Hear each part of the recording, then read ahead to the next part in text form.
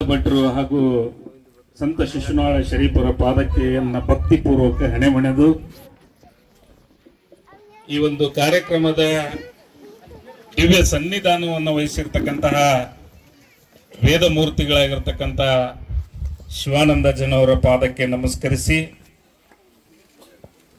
ಈ ಒಂದು ಕಾರ್ಯಕ್ರಮದಲ್ಲಿ ಮುಖ್ಯ ಅತಿಥಿಗಳಾಗಿ ಈ ಭಾಗದ ಜನಾನುರಾಗಿ ಆಗಿರ್ತಕ್ಕಂಥ ನಮ್ಮ ಹಿರಿಯರು ಆಗಿರ್ತಕ್ಕಂಥ ವೆಂಕನಗೌಡರು ಪೊಲೀಸ್ ಪಾಟೀಲ್ರವರೇ, ಇನ್ನೋರ್ವ ನಮ್ಮ ಈ ಒಂದು HPS ಶಾಲೆಯ ಮುಖ್ಯೋಪಾಧ್ಯಾಯರಾಗಿರ್ತಕ್ಕಂಥ ಸರ್ವಿ ಗುರುಗಳವರೇ, ನಮ್ಮ ಮಹಬೂಬ್ ಸಾಹೇಬ್ ಅವರೇ, ಹಿರಿಯರು ನಮ್ಮ ಸಂಶಿ ಗ್ರಾಮದ ನಿಂಗಣ್ಣ ಹಳ್ಳಿಕೇರಿಯವರೇ, ನಮ್ಮ ಗ್ಯಾರಂಟಿ ಕಮಿಟಿಯ ಸದಸ್ಯರು ಆಗಿರ್ತಕ್ಕಂಥ ಗೌಡಪ್ಪ ಪಾಣಿಗಟ್ಟಿಯವರೇ, ಗುತ್ತಿಗೆದಾರರು ಹಾಗೂ ಸದಾ ಸ್ನೇಹ ಜೀವಿಗಳಾಗಿರ್ತಕ್ಕಂಥ ನಮ್ಮ ಹನುಮಂತ ಗೌಡರು ಪಾಟೀಲ್ ಅವರೇ, ಕೆಸರಳ್ಳಿ ಗುರುಗಳೇ, ಅನ್ವರ್ ಸಾಹೇಬ್ರೆ, ನಮ್ಮ ಮಾದೇವಣ್ಣ ತಳವಾರ್ ಅವರೇ, ಚಂದ್ರು ಕಾಳಿ ಅವರೇ, ಈ ಸುರುಣಿಗೆ ಅವರೇ, ನಮ್ಮ ವಿಜಯಕಾಂತ್ ಅವರೇ, ಈ ಒಂದು ಕಾರ್ಯಕ್ರಮದಲ್ಲಿ ಭಾಗವಹಿಸಿರ್ತಕ್ಕಂಥ ಸುಲ್ತಾನ್ಪುರ ಗ್ರಾಮದ ಎಲ್ಲ ಗುರು ಹಿರಿಯರೇ, ತಾಯಿಂದಿರೇ, ನಿಮ್ಮೆಲ್ಲರಿಗೂ ಅನಂತ ಕೋಟಿ ನಮಸ್ಕಾರಗಳನ್ನ ಅರ್ಪಿಸ್ತಾ ಇದ್ದೇನೆ. ಧರ್ಮೋ ರಕ್ಷತೆ ರಕ್ಷಿತ ಅಂತ ಹೇಳ್ತಾರೆ ಬಂಧುಗಳೇ. ಇದರ ತಾತ್ಪರ್ಯ ಇಷ್ಟೇ, ಧರ್ಮವನ್ನ ನಾವು ರಕ್ಷಣೆ ಮಾಡಿದ್ರೆ ಧರ್ಮ ನಮ್ಮನ್ನ ರಕ್ಷಣೆ ಮಾಡ್ತದೆ. ಹಾಗಾದ್ರೆ ಧರ್ಮವನ್ನ ನಾವು ರಕ್ಷಣೆ ಮಾಡೋದಂದ್ರೆ ಏನು? ಇವತ್ತೇನು ಮಾಡಿರಲ್ಲ, ಇದು ಧರ್ಮದ ರಕ್ಷಣೆ ಕಾರ್ಯ. ಶರೀಫ್ ಅಜ್ಜರ್ನ, ಗೋವಿಂದ ಅಜ್ಜರ್ನ ಭಾಳ ಊರಾಗಿಲ್ರಿ ಇವು. ನಮ್ಮ ಮಾದೇವಣ್ಣರು ಹೇಳ್ದಂಗೆ ಸಿಸ್ನಾಳ ಬಿಟ್ರೆ ನಮ್ಗೆ ಹತ್ತಿರದಾಗ ಇಲ್ಲಿ ಸಂಸಿ ಸುಲ್ತಾನ್ಪುರದಲ್ಲಿ ನಾವು ಕಾಣ್ತೇವೆ. ಶರೀಫ್ರನ್ನ ನಿಮ್ಮ ಊರಿಗೆ ಕರ್ಕೊಂಡ್ ಬಂದಿರಿ ಅಂದ್ರೆ ಸುಲ್ತಾನ್ಪುರದವ್ರು ಎಷ್ಟು ಭಾಗ್ಯವಂತರು. ನಿಜವಾಗ್ಲೂ ಚಪ್ಪಾಳೆ ತಟ್ಟಿ. ಶರೀಫರನ್ನ ನಿಮ್ಮ ಊರಿಗೆ ಕರ್ಕೊಂಡ್ ಬಂದ್ಬಿಟ್ರಿ ನೀವು ಎಲ್ಲರೂ. ನಾವು ಶಿಸ್ನಾಳಕ್ಕೆ ಹೋದ್ರೆ ಶರೀಫರನ್ನ ನಿಮ್ಮ ಊರಿಗೆ ಕರ್ಕೊಂಡ್ ಬಂದಿರಿ. ಶರೀಫ್ ಅಜ್ಜರ ಬಗ್ಗೆ ನಾವೆಲ್ಲ ಸಣ್ಣನಿರ್ದ ತಿಳ್ಕೊಂಡೇವಿ. ಕೆಸರಳ್ಳಿ ಸರ್ ಅವರು ತಿಳಿಸಿದ್ರು. ಇವರಿಗೆ ಗುರುಗಳು ಯಾರಾಗಿದ್ರಂದ್ರೆ ಇವರಲ್ಲಿರೋ ಒಂದು ಅಗಾಧವಾದಂತ ಒಂದು ಶಕ್ತಿಯನ್ನ, ಆ ಮಹದೇವನ ಶಕ್ತಿಯನ್ನ ತಾಯಂದ್ರೆ ಯಾರು ಹೊರಗೆ ತಂದ್ರು ಅಂದ್ರೆ ಪಕ್ಕದ ಗುರು ಗೋವಿಂದ ಭಟ್ರು. ಅವ್ರನ್ನು ಕೂಡ ನೀವು ಪಕ್ಕಕ್ಕೆ ಇಟ್ಕೊಂಡ್ರಿ. ಎಂತ ಪುಣ್ಯವಂತರು ನೋಡ್ರಿ.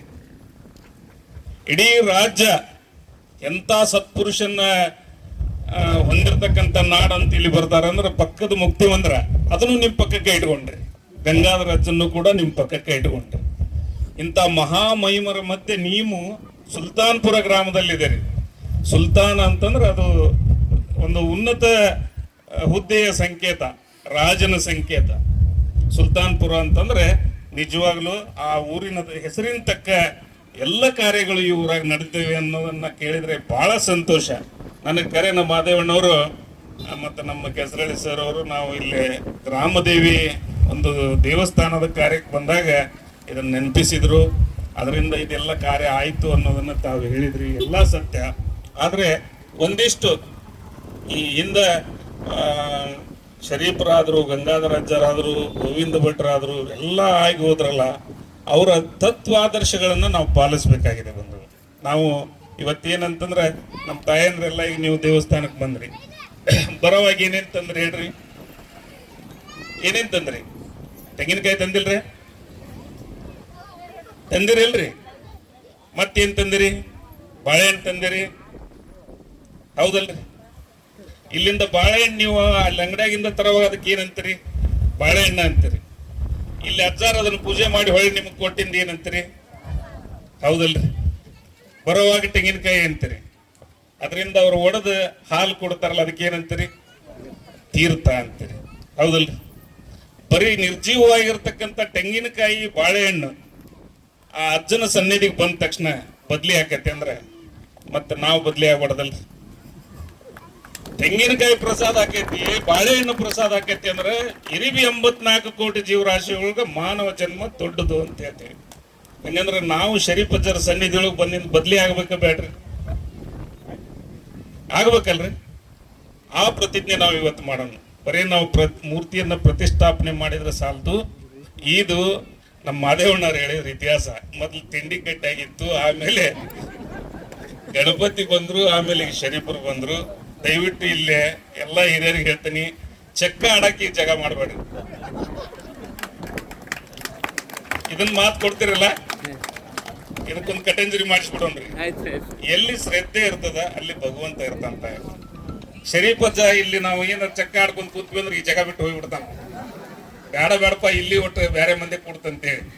ಅದಕ್ಕೆ ಇಲ್ಲಿರ್ತಕ್ಕಂಥ ಎಲ್ಲಾ ಹಿರಿಯರಿಗೆ ನಾವು ವಿನಂತಿ ಮಾಡ್ಕೊಂತೀನಿ, ಇದೊಂದು ಶ್ರದ್ಧಾ ಕೇಂದ್ರವಾಗಿ ಬೆಳಿಬೇಕು. ಅದಕ್ಕೆ ತಾವೆಲ್ಲ, ಯಾಕಂದ್ರೆ ಸುಲ್ತಾನ್ಪುರದಲ್ಲಿ ಬಹುಶಃ ಸಣ್ಣ ದುರ್ಗಮ್ಮ, ದೊಡ್ಡ ಗುರಮ್ಮ, ದುರ್ಗಮ್ಮ, ದ್ಯಾಮವ್ವ ದೇವಸ್ಥಾನ ನೋಡ್ಬಿಟ್ರೆ ಅಷ್ಟು ವಿಜೃಂಭಣೆಯಿಂದ ಇರ್ತಾವ. ಇದು ಕೂಡ ಹಂಗೆ ಇರ್ತದ. ನಾವು ತಮಾಷೆಗೆ ಹೇಳಿದ್ವಿ, ಅದನ್ನ ನೀವು ಖಂಡಿತ ಮಾಡಂಗಿಲ್ಲ ಅನ್ನೋ ವಿಶ್ವಾಸನೂ ಐತಿ. ಹೌದಿಲ್ರಿ ತಾಯ? ಹಂಗೇನಾರ ಆಡಿದ್ರೆ ನೀವು ಬಿಡ್ಬೇಡ್ರಿ ಅವ್ರು. ಹಂಗೆ ನಮಗೆ ಶ್ರದ್ಧೆ ಬಹಳ ಮುಖ್ಯ. ಯಾಕಂದ್ರೆ ದೇವ್ರ ಅದಾನ ಅನ್ನೋದನ್ನ ನಾವು ಮರಿಬಾರ್ದು. ನಮಗೆ ಬಹಳಷ್ಟು ಮಳೆ ಎಲ್ಲ ಸಂಪಾಯ್ತು, ನಮಗೆ ಚಲೋ ಪೀಕ್ ಬಂದೈತಿ ಅಂದ್ರೆ ಭಗವಂತ ಅದಾನಪ್ಪ, ಈ ಸಲ ನಮಗ್ ಕೈ ಹಿಡದ. ಬಹಳ ಮಳೆ ಹೋತಪ್ಪ, ಬರಗಾಲ ಬಂತು, ಅಥವಾ ಮಳೆ ಬಂದು ಪೀಕ್ ಕೆಡತು, ಅಥವಾ ಮಾರ್ಕೆಟ್ನಾಗ ರೇಟ ಸಿಗಲಿಲ್ಲ ಅಂದ್ರೆ ದೇವ್ರ ಕೈ ಹಿಡಿಲಿಲ್ಲ. ಈ ದೇವ್ರು ಬೇಡ್ರಿ. ದೇವ್ರು ನಿರಂತರವಾಗಿರ್ಬೇಕು. ನಮಗೆ ಆ ಶ್ರದ್ಧೆ ಯಾವತ್ತೂ ಕೈ ಬಿಡಬಾರ್ದು. ನಮಗ್ ಪರೀಕ್ಷೆ ಹೊಡೆದಿರ್ತಾನ, ಆ ಪರೀಕ್ಷೆಯನ್ನು ನಾವು ಎದುರಿಸ್ಬೇಕು. ಅದಕ್ಕೆ DVG ಅವರು ಹೇಳ್ತಾರೆ, ದರೆ ಆಕಾಶ ಒಂದಾದೊಂದು, ದರೆ ಆಕಾಶ ಒಂದಾದೊಂದು, ಹಗಲು ಇರುಳು ಒಂದಾದೊಂದು, ಗುಹೇಶ್ವರ ನಿರಾಳ ಮಂಕುತಿಮ್ಮ ಅಂತ ಹೇಳ್ತಾರೆ. ಈ ಆಕಾಶ ಭೂಮಿ ಯಾವಾಗಾರ ಒಂದಾಗತ್ತೇನ್ರಿ? ಸಾಧ್ಯನೇ ಇಲ್ಲ. ಈ ಹಗಲು ರಾತ್ರಿ ಯಾವಾಗಾರ ಒಂದಾಗತ್ತೇನ್ರಿ? ಇದು ಸಾಧ್ಯ ಇಲ್ಲ.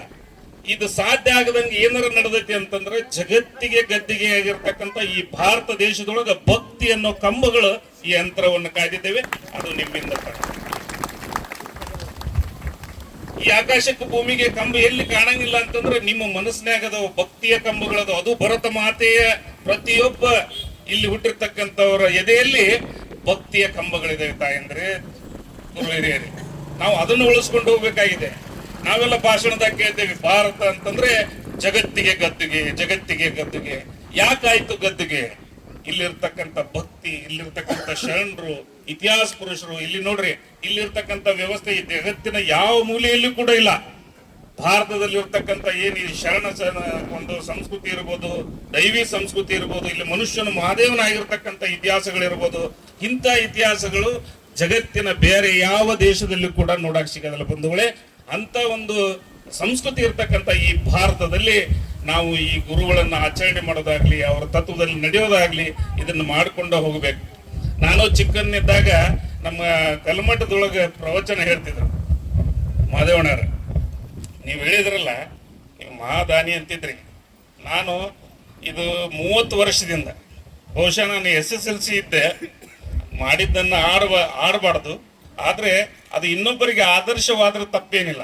ನಾನು ಚಿಕ್ಕನ್ಲಿರ್ತ್ರೆ ಇಂಥ ಒಂದು ಪ್ರವಚನ ಕೇಳ್ತಿದ್ದೆ. ನಮ್ಮೂರಿಗೆ ಪ್ರವಚನಕ್ಕಂತಂದು ನಮ್ಮ ಮಡಿವಾಳ ಪೂಳು ಅವ್ರನ್ನ ಕರೆಸ್ತಿದ್ರು ಪ್ರವಚನಕಾರ. ಅವ್ರು ಹೇಳ್ತಿದ್ರು, ಈ ಧರ್ಮ ನಮ್ಮ ಹತ್ರ ಉಳಿದಾಗ ಮಾತ್ರ ನಾವು ಏನಾದ್ರೂ ಸಾಧನೆ ಮಾಡಕ್ಕಾಗತ್ತೆ ಅಂತ. ಆ ಚಿಕ್ಕನ್ಲಿರ್ತ ನನಗೆ ನಾನು ನೋಡಿದಂತ ಹಿರಿಯರು ನಮ್ಮ ಗೌಡ್ರೆಲ್ಲ ಇಲ್ಲಿ ಅದಾರ. ನಾನು ಒಂದೆರಡು ಟ್ರ್ಯಾಕ್ಟರ್, 4 ಎತ್ತು, 106 ಎಕರೆ ಮೇಂಟೈನ್ ಮಾಡ್ಕೊಂಡು ಆರಾಮಾಗಿದ್ದೆ. ಆದ್ರೆ ಈ ಧರ್ಮದ ಹಾದಿಗಳಿಗೆ ಹೋಗ್ಬೇಕಂದಾಗ, ಯಾರಿಗೂ ಇಲ್ಲ ಅಂದಂಗೆ ನಡಿಬೇಕಂದಾಗ ಎಲ್ಲಾನು ಹೋದು. ನನಗೆ ಆಭರಣ ಆಗಿರ್ತಕ್ಕಂಥ ಟ್ರ್ಯಾಕ್ಟರ್ ಹೋದು, ಎತ್ತು ಹೋದು, ನಾನು ಹೊಲ ಹೋದು, ಎಲ್ಲ ಹೋದು. ಆದ್ರೆ ನೆಮ್ಮದಿಯಿಂದ ಅದನ್ನ ಎನ್ನುವುದು ಬಹಳ ದೊಡ್ಡದು. ಹಿಂಗೆ ಒಂದು ಕಡೆ ನಾವೊಂದು ಕತೆ ಕೇಳಿದ್ದೆ ತಾಯಂದ್ರೆ, ಅವತ್ತು ಹೇಳಿದ್ದದು ಶರಣರು ಏನಂತಂದ್ರೆ, ಒಂದು ಊರಾಗ ಹಿಂಗ ಧರ್ಮದಿಂದ ನಡೆಯಂತ ಒಂದು ಕುಟುಂಬ ಇತ್ತು. ಆ ಕುಟುಂಬದೊಳಗೆ ನನ್ನಂಗೆ ಒಬ್ಬ ಹುಚ್ಚ ಅಭಿಮಾನಿ ಇದ್ದ, ಭಕ್ತಿ ಬಗ್ಗೆ. ಅವ ಏನ್ ಮಾಡಿದ ಅಂತಂದ್ರೆ, ತನ್ನಲ್ಲಿರುವುದನ್ನೆಲ್ಲ ಕಳ್ಕೊಂಡ. ಅವನಿಗೆ 30 ವರ್ಷ ಆಯ್ತು, 35 ವರ್ಷ ಆಯ್ತು. ಮನ್ಯಾಗ ಹಿರಿಯರು ಏನ್ ಮಾಡಿದ್ರು, ಮದುವೆ ಮಾಡಿದ್ರು. ಮದುವೆ ಮಾಡಿದ್ರೆ ಬದ್ಲಿ ಹಾಕನ ಮದುವೆ ಮಾಡಿದ್ರು. ಆದ್ರೆ ಅವನ ಕಾಯಕ ಬಿಡ್ಲಿಲ್ಲ, ಮತ್ತದನ್ನ ಮುಂದುವರ್ಸ್ಕೊಂಡ ಹೋದ. ಸುಮಾರು ವರ್ಷ ಗತಿಸ್ತು. 35 ವರ್ಷಕ್ಕೆ ಒಂದು ಮದುವೆ ಮಾಡಿದ್ರು, ಮತ್ತೊಂದು 5 ವರ್ಷ ಗತಿಸ್ತು. ಮಕ್ಕಳಾಗ್ಲಿಲ್ಲ. ಮನೆಯಲ್ಲಿ ಮಕ್ಕಳಾಗಿಲ್ಲ ಅಂದ್ರೆ ಎಷ್ಟು ನೋವು ಇರ್ತದೆ ಗೊತ್ತದಿಲ್ರಿ ತಾಯಿ ಮಾಡ್ತಾನೆ. ಹಂಗ ನೋವಿತ್ತು. ಒಂದ್ ಕಡೆ ಕಿತ್ತು ತಿನ್ನೋ ಬಡತನ, ಇದ್ದಿದ್ದನ್ನೆಲ್ಲ ದಾನ ಮಾಡಿ ಏನಿಲ್ದಂಗ ಆಗ್ಯ ನಾನು ಒಂದು ಕಿತ್ತು ತಿನ್ನೋ ಬಡತನ. ಇನ್ನೊಂದ್ ಕಡೆ ಮಕ್ಕಳಿಲ್ಲ ಅನ್ನೋ ನೋವು. ಒಂದ್ ಕಡೆ ಇದ್ದ ತಂದಿಗೆ ಇವನ್ನೆಲ್ಲ ನೋಡಕ್ಕಾಗದ, ಅದು ಕಣ್ಣನ ಹೋಗಿದ್ದು.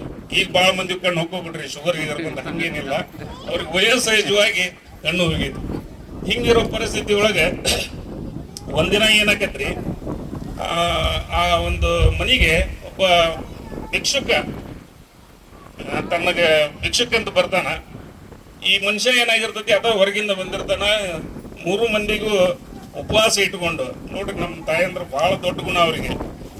ತಂದೆಗೂ ಊಟ ಕೊಟ್ಟಿರಂಗಿಲ್ಲ, ಅತ್ತಿಗೂ ಕೊಟ್ಟಿರಂಗಿಲ್ಲ, ಮಾವಿಗೂ ಕೊಟ್ಟಿರಂಗಿಲ್ಲ, ತಾವು ಮಾಡಿರಂಗಿಲ್ಲ. ಮೊದಲು ಯಾರಿಗೆ ಮಾಡ್ತಾರಂದ್ರೆ ಮನಿ ಯಜಮಾನ. ಇವ್ 40 ವರ್ಷಕ್ಕೆ ಬಂದಾನಂದ್ರೆ ಮನಿ ಯಜಮಾನ ಅಲ್ರಿ. ಮತ್ತೆ ಒಬ್ಬನ ಮಗ, ಮತ್ತೆ ಇವಂಗೆ ಏನ್ ಮಾಡ್ತಾಳ, ಅವಂಗ ಅಷ್ಟ ಅಡಿಗೆ ಇಟ್ಟು ಎಲ್ಲರೂ ಪಾಪ ನೀರು ಕುಡಿದಿರ್ತಾರ. ಇಂಥ ಟೈಮ್ನಾಗ ಅವ್ರನ್ನ ಪರೀಕ್ಷೆ ಮಾಡಕ್ಕಂತೇಳಿ ಒಬ್ಬ ಭಿಕ್ಷುಕರು ಬರ್ತಾರೆ. ಮಹಾತ್ಮ ಭಿಕ್ಷುಕನ ಅವತಾರದಾಗ ಬರ್ತಾರೆ.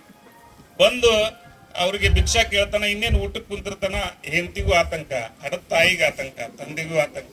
ಇವ ಅದನ್ನು ಕೊಟ್ಟು ಬಿಡ್ತಾನ ಬಿಟ್ಟು ಅಂತೇಳಿ. ಏನ್ ಹೇಳ್ರಿ, ಉಣ್ಣ ತಾಟು ಅವ್ರಿಗೆ ಬಿಟ್ಟು ಕೊಟ್ಟು ಬಿಡ್ತಾನ ಅಂತನೂ ಆತಂಕ. ಇದು ಮನೆ ಮಾಡಿ ಏನಾಗ್ತದೆ ಅಂತಂದ್ರೆ, ಅವನ್ನ ಅಬ್ಸರ್ವ್ ಮಾಡ್ತಿರ್ತಾರ.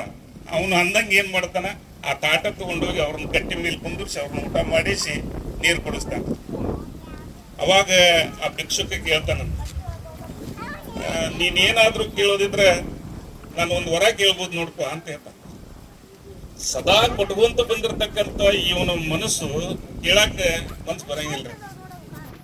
ಏನ್ ಮಾಡ್ತೀಯಪ್ಪ, ನಾನು ಇರೋದನ್ನ ಕೊಟ್ಕೊಂತ ಬಂದವ, ಯಾರನ್ನು ಕೇಳೋದವಲ್ಲ. ನನಗ್ ನೀ ಏನ್ ಕೊಡ್ತೀಯ, ಹೊಟ್ಟೆ ತುಂಬೈತಿ, ಏನೋ ಒಬ್ಬ ಭಿಕ್ಷುಕ, ನನಗೇನ್ ಕೊಡ್ತೀಯ, ಹೋಗ್ಬಿಡಪ್ಪ ಅಂತಂದು ಅವ್ನಿಗೆ ಹೇಳ್ತಾನ.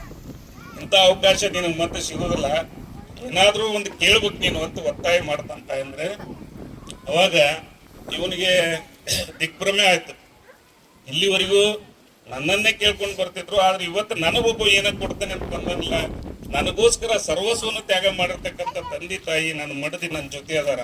ಅಷ್ಟರಿವಿತ್ತು ಅವನಿಗೆ. ನನ್ನ ತಾಯಿ, ನನ್ನ ಮಡದಿ ಮತ್ತು ನನ್ನ ತಂದೆ ನಾ ಮಾಡೋ ಕೆಲ್ಸಕ್ಕೆ ಎಲ್ಲನೂ ತ್ಯಾಗ ಮಾಡಿ ಅವ್ರು ನಮ್ಮ ಜೊತೆ ಅದಾರ ಅನ್ನೋ ಒಂದು ಆಲೋಚನೆ ಅವನ ಹತ್ರ ಇತ್ತು ಗುರುಗಳೇ. ಅವಾಗ ಏನ್ ಮಾಡ್ತಾರೆ ಅಂತಂದ್ರೆ, ಇದನ್ನ ಒಂದೇ ವರ ಕೇಳು ಅಂತ ಹೇಳ್ಯಾನ, ನಾ ಯಾರು ಕೇಳ್ಬೇಕು ಅನ್ನೋ ಚಿಂತೆ ಕಾಡಾಕತ್ತ. ಅವಾಗ ಮೊದಲು ಏನ್ ಮಾಡ್ತಾರ ಅಂತಂದ್ರೆ, ತಂದೆ ಕಡೆ ಹೋಗ್ತಾರ. ಮನಿ ಯಜಮಾನ ತಂದೆ ಕಡೆ ಹೋಗ್ತಾನ. ನನಗೆ ನಿಧಾನ ಧರ್ಮ ಮಾಡೋದನ್ನ ನೋಡಕ್ ಆಗತ್ತಪ್ಪ, ಅದಕ್ಕಾಗಿ ಶಿವ ಕಣ್ಣು ತಕ್ಕೊಂಡನೇನ, ಅದನ್ನ ನೋಡಕ್ ಒಂದೆರಡು ಕಣ್ಣು ಬರಂಗ ಅವನು ಕೇಳು ಅನ್ನ. ಸಹಜ ಐತಲ್ರಿ. ಅವಾಗ ಆಯ್ತು ಬಿಡಪ್ಪ ಅಂತೇಳಿ ಅಪ್ಪಗೆ ಕೇಳಿದ್ದನ್ನ ಅವಾಗ ಗೊತ್ತಿಲ್ದಂಗ ಅವಾಗ ಬಂದು ಕೇಳ್ತಾನ. ಇಲ್ಲ ಮತ್ತ ಅಪ್ಪನ ಕೇಳಿದೆ, ಅವ್ರನ್ನ ಕೇಳಿ ಹೋಗಂದವ, ಮತ್ ಏನ್ ಕೇಳಿ ಬೇವ ಅನ್ನ. ಅದಕ್ಕಾಗಿ ತಾಯಿ ಹೇಳಿದ್ಲಂತ, ನಿಮ್ಮ ಅಪ್ಪ ಕೇಳಿರ್ತಾನ, ಕಣ್ಣ ಕೇಳಿರ್ತಾನ, ಬಿದ್ದು ಹೋಗೋ ವಯಸ್ಸಿನಾಗ ಅವಂಗ ಯಾಕೆ ಬೇಕು ಕಣ್ಣು, ನಿಂದ ನೋಡಾಕ್ ಒಲ್ಲೆ, ಎಲ್ಲ ಕಳ್ಕೊಂಡಿಲ್ಲ, ಕಳ್ಕೊಂಡಿದ್ದೆಲ್ಲ ಸಿಗಂಗ ನಿನಗೆ ಐಶ್ವರ್ಯ ಸಿಗಲಿ ಅಂತ ಕೇಳು ಅನ್ಲ ತಾಯಿ. ತಾಯಿ ಐಶ್ವರ್ಯ ಕೇಳಂದು ತಂದೆ ಕಣ್ಣು ಕೇಳಂದ. ಮತ್ತೆ ಹೋಮ್ ಮಿನಿಸ್ಟರ್ ಕೇಳಿಲ್ಲ ಅಂದ್ರೆ ನಡೆಯಂಗಿಲ್ಲ ನೋಡ್ರಿ. ತಾಯಿನ ಆಟ ಕೇಳಿದ್ರೆ, ತಂದೆ ಆಟ ಕೇಳಿದ್ರೆ ಅಲ್ಲಿ ನಡೆಯಂಗಿಲ್ಲ, ಮುಂದೆ ಹೋಗಂಗಿಲ್ಲ, ಹೊರಗೆ ಹೋಗಂಗಿಲ್ಲ. ಹೋಮ್ ಮಿನಿಸ್ಟರ್ ಕಡೆ ಹೋದ, ಅಲ್ಲ ಬಾ ಇತ್ತಾಗಂತೇಳಿ ಒಟ್ಟು ದೂರ ಕರ್ಕೊಂಡು ಹೋದ. ಮತ್ತೆ ಅಪ್ಪಗೆ ಕಣ್ಣು ಕೇಳಿದ್ರೆ, ತಾಯಿ ಐಶ್ವರ್ಯ ಕೇಳಿದ್ರು. ಮತ್ತೆ ನೀ ಏನ್ ಕೇಳ್ತಿ ಅನ್ನ. ಎಲ್ಲಾ ಶ್ರೀಮಂತಿಕೆಗಿಂತ ತಾಯ್ತನ ಅನ್ನೋದು ದೊಡ್ಡದು. ನೀನು ಕಟ್ಕೊಂಡು ಮುದೇವಿ 5 ವರ್ಷ ಆಗಿತ್ತು. ಒಂದು ಮಕ್ಕಳಾಗಿಲ್ಲ, ನನಗೆ ಮಕ್ಕಳು ಕೇಳು ಅಲ್ಲ. ಕೇಳಿದ್ದು ವರ ಒಂದು, 3 ಮಂದಿ 3 ದಿಕ್ಕಿನಾಗ ಅದಾರ. ಇದನ್ನ ಹೆಂಗ್ ಮಾಡೋದು ಅಂದ್ರ ಅವ ಚಿಂತಾಕ್ರಾಂತನಾದ.